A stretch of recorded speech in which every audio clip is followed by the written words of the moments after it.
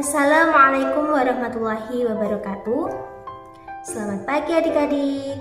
Bagaimana kabar kalian hari ini? Semoga selalu sehat dan tetap semangat belajar ya.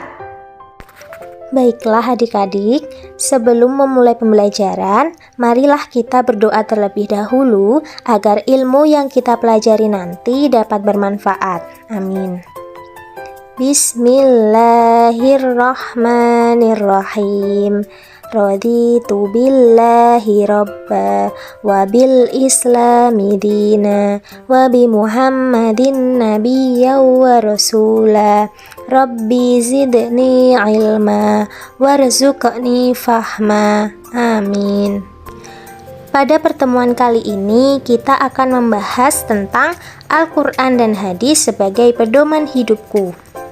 Diharapkan setelah pembelajaran nanti, kalian mampu mendefinisikan pengertian Al-Quran dan hadis, mampu menyebutkan fungsi dari Al-Quran dan hadis, dan kalian mampu memfungsikan Al-Quran dan hadis dalam kehidupan sehari-hari. Adik-adik, ada yang tahu nggak pengertian dari Al-Quran? Secara bahasa, Al-Quran berasal dari kata khoro'a yang artinya membaca.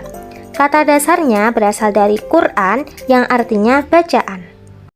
Sedangkan secara istilah, Al-Quran merupakan kalam Allah Subhanahu wa Ta'ala yang mengandung mukjizat yang diturunkan kepada Nabi Muhammad melalui perantara malaikat Jibril, diriwayatkan secara mutawatir dan disusun secara sistematis mulai dari suratul Fatihah sampai surah An-Nas.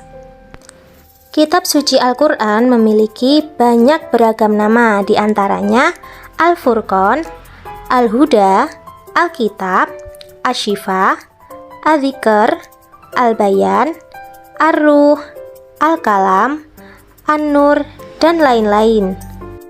Selanjutnya kita akan membahas mengenai pengertian hadis. Ada yang tahu apa pengertian hadis?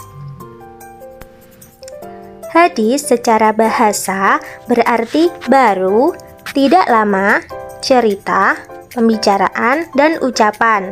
Sedangkan secara istilah, hadis merupakan segala sesuatu yang disandarkan kepada Nabi Muhammad SAW berupa perkataan, ketetapan, perbuatan, dan sifat. Setelah mengetahui pengertian dari Al-Quran dan hadis tadi, sekarang kita akan membahas mengenai fungsi Al-Quran dan hadis. Ada yang tahu apa saja fungsi Al-Quran dan hadis itu? Terlebih dulu kita akan membahas mengenai fungsi Al-Quran. Fungsi Al-Quran ada dua. Yang pertama, fungsi Al-Quran di dalam Islam, dan yang kedua, fungsi Al-Quran bagi kehidupan manusia. Berikut fungsi Al-Quran dalam Islam. Yang pertama, sebagai sumber hukum Islam yang paling utama dan yang pertama. Yang kedua, sebagai informasi dan konfirmasi terhadap hal-hal yang tidak diketahui oleh akal.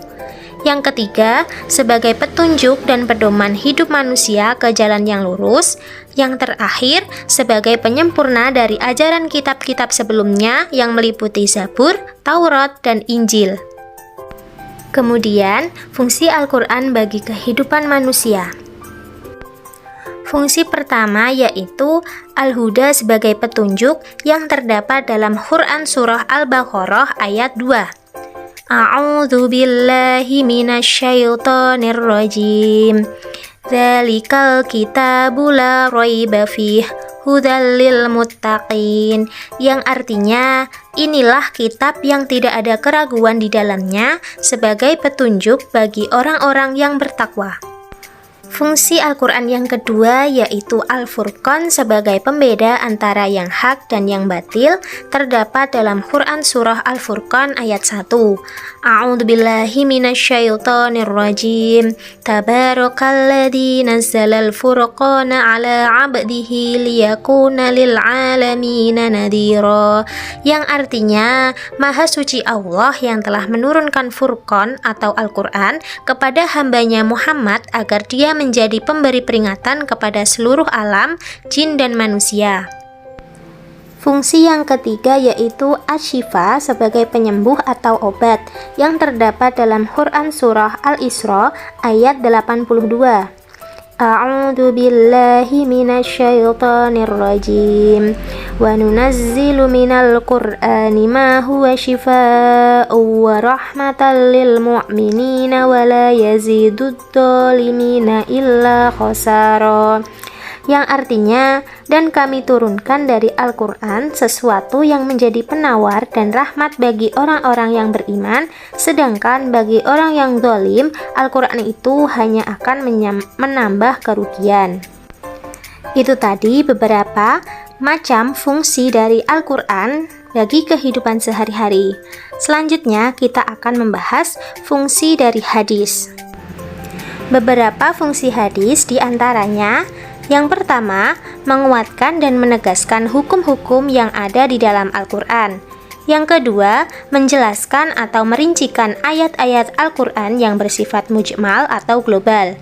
Yang ketiga, menetapkan dan mengadakan hukum-hukum yang tidak ada di dalam Al-Quran, karena hadis merupakan sumber hukum Islam yang kedua. Yang keempat, membatasi keumuman ayat yang terdapat di dalam Al-Quran. Baiklah adik-adik, itu saja materi yang dapat saya sampaikan. Apabila ada kekurangan mohon dimaafkan. Mari kita mengucapkan hamdalah bersama.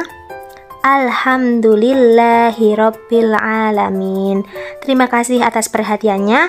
Wassalamualaikum warahmatullahi wabarakatuh.